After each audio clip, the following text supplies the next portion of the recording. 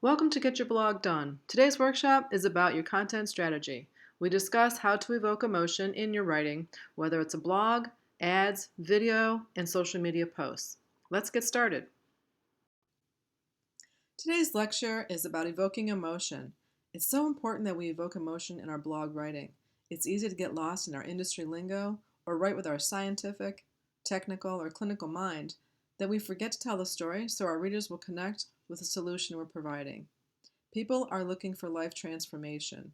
Evoking emotion will help others connect with you for helping them figure out where they are in their lives and where they want to be. Two things that sell: products and transformations.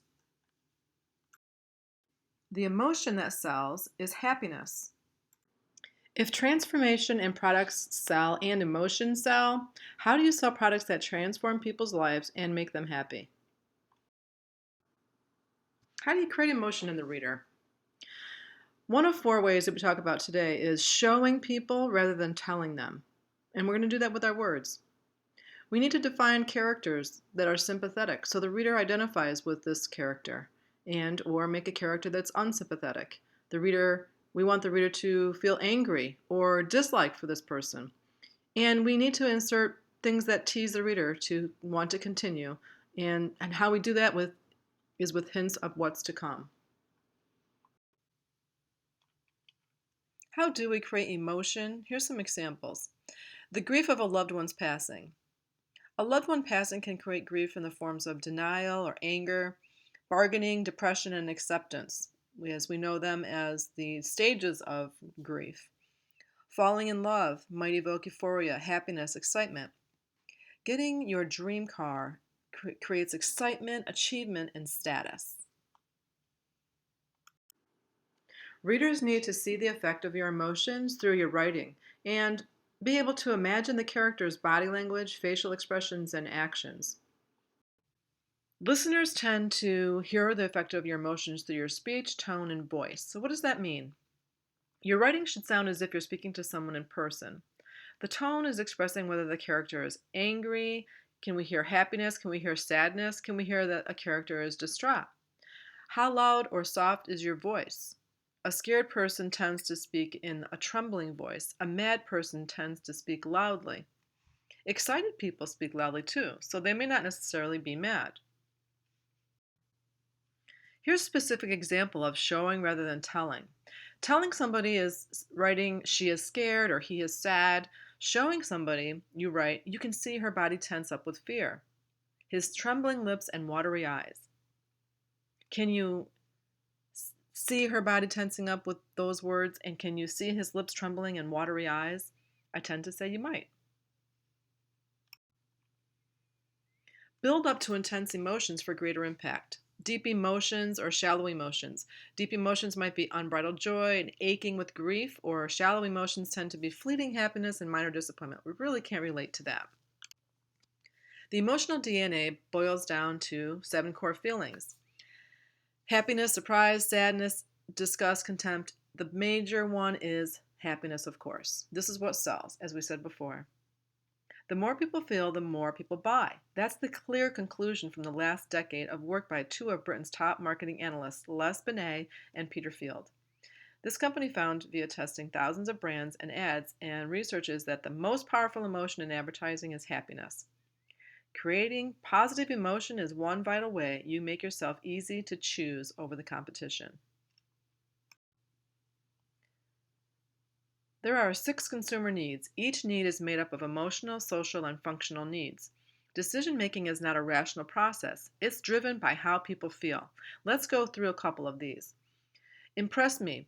A search is about influencing and winning. It's laser focused on using specific phrases. Help me.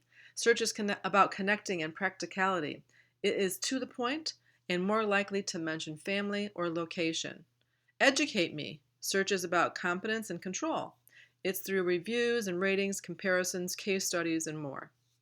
Reassuring somebody through search is about simplicity and comfort and trust. It is uncomplicated and more likely to include questions. Example of when you're checking out of a retail store, reassuring somebody and building trust would be through reviews and sources that show that you have a clear, secure website for them to process their credit cards without worry about getting those credit cards hacked. Here are a few words or actions to express what we talked about in the last slide: surprise, thrill, impress, educate, reassure, and help. How do you help people? Words that help people heal, or services or products that help people heal, will grab their attention because you are helping them. Or being calm, how to meditate. Stress management is a huge thing that people are looking to manage these days. Educating words, how to choose, or simply how to. Getting people to understand what needs to be done to get to their goal is important to them. Impress. People who like status, want to be the first, want a limited edition, are looking for adventure or finding new things, and want to have access to products or services as an exclusive.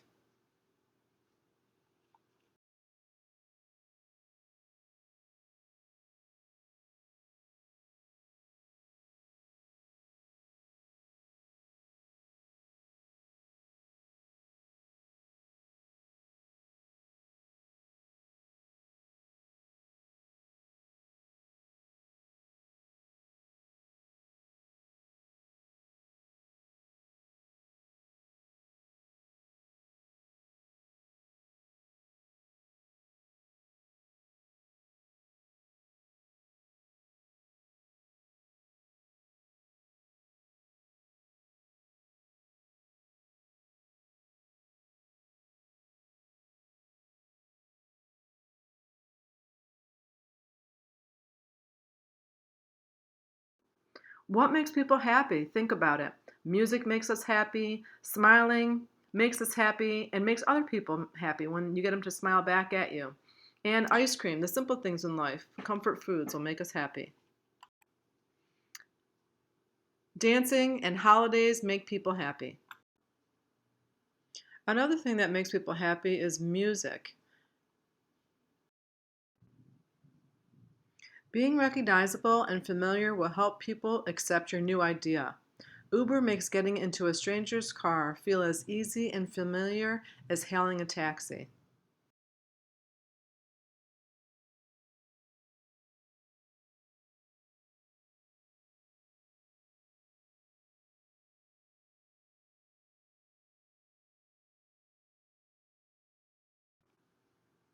Another example Uber uses in its ad: Uber is now cheaper than a taxi. We're so familiar with taxis. We've taken them for centuries, right? And why would Uber be any different or less safe? Uber projects a healthy lifestyle with the slogan, "When black tie isn't really optional." Did Uber's advertisement end on a high? It definitely speaks to success, luxury, and keeping up with lifestyle. Another example of ending on a high. Imagine you're flying off for a holiday in the sun.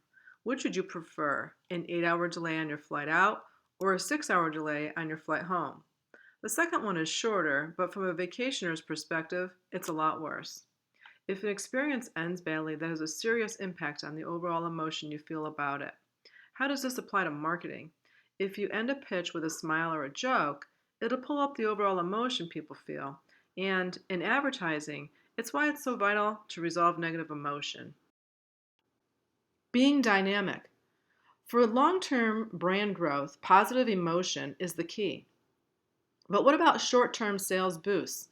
Emotion has a big role to play here too, according to our research. But in the short term, any emotion is better than none. The most effective ads for activation, such as click-throughs, likes, shares, and immediate purchases, are ones which take the customer on an emotional journey, mixing positivity, a few negative emotions, and a big dose of surprise. Any business can tap into the power of emotion by aiming your marketing at people's brains and remembering the more people feel, the more they buy. For example, selling your home, you wouldn't say things to them like, "Too small for us now, it's getting run down. Some things don't work anymore. Come buy this decrepit thing. We don't want it any longer." You might say something like, how do you feel about this house when you first found it? Our family was young. We were so excited. It was just right for us. We could afford it. It was in the perfect place. We didn't have too much furniture, but we had fun buying a piece at a time. We bought a new plant or a tree every weekend and planted it. Or how about when you're trying to sell art? You wouldn't say things like, can't get out of bed. You're so bored. You have no taste. Can't make a decision. Don't have the money. You might say things like, you're looking for beautiful art we found from around the world. You're looking for art that resonates with you. Beautiful art. The artist has imbued their place with who they are. No one is looking for art that doesn't sell. Try journaling. The most vivid and relatable character emotions often mirror real-life experiences. Documenting your daily emotional experiences, whether it's anger, sadness, or joy. When you're writing down the emotions you're having at the time you're experiencing them, you'll be able to recreate these feelings when you need to invoke them for your customer. You're going to figure out what emotions will prompt your prospect to buy your product or service, and your story uses these emotions. How do you write your feelings, you ask? It sounds easier than it might be, right? So we're going to give you 5 ways to process your emotions through writing. Number 1, write about experiencing the feeling in third person. This gives you some distance from the feeling and maybe even a different perspective. Number 2, write about your memories. Number 3, give the emotion to a character. Number 4, write about your feelings regularly, daily if possible. And the last of 5 ways to process your emotions through writing is to write about your emotion like you're writing a children's book. And that would be, find your best idea. Who else has written a similar book, and what is your twist? Number 2, develop your main character. 3, start the story quickly. 4, write the right length depending on the age of the children for whom you're writing. 5, what's the main problem? 6, use repetition. 7, write for illustrators. And 8, finish the story quickly. I remember when I was writing in a writing class and my teacher gave me an F because I used too many cliches in my writing. So I want you to be specific with your word choice and avoid cliches as much as you possibly can. You know, we've heard them all, right? A single tear fell down her cheek. His heart skipped a beat. Read between the lines. Play your cards right. It's an uphill battle. Better safe than sorry. You can't judge a book by its cover. Bring it to the table. Low-hanging fruit. The grass is always greener on the other side. Why not cliches? Using cliches, it's kind of like using someone else's melody in their music, or thinking someone else's thoughts. It's obvious when it's not your thoughts. The melody would be in discord to your melody, and their thoughts are not going to help you get through your day. Not only don't cliches add to your writing, they can weaken it. So help readers identify with you. Ask yourself, is it relatable? Is it sympathetic? Write it today and give it to an editor. If they're not available, then sleep on it. Wait till tomorrow before you publish it. So in summary, we've made it. How do you evoke emotion? Remember what sells. Products and transformations. Happiness. People want to be happy. Show, don't tell. Bring them on an emotional journey. A dose of positive, a few negativities, and a big dose of surprise. End on a high. Create your own journal so you understand what evokes emotion in you, might evoke the same emotion in your prospects, and avoid cliches. Please subscribe to our online community here on YouTube by clicking the subscribe button below. We'd also love to have you connect with us on our other social media channels, as well as our blog. Hit the Web Marketing Smart Marketing System. We provide professional services. We provide marketing consulting and coaching. In our consulting,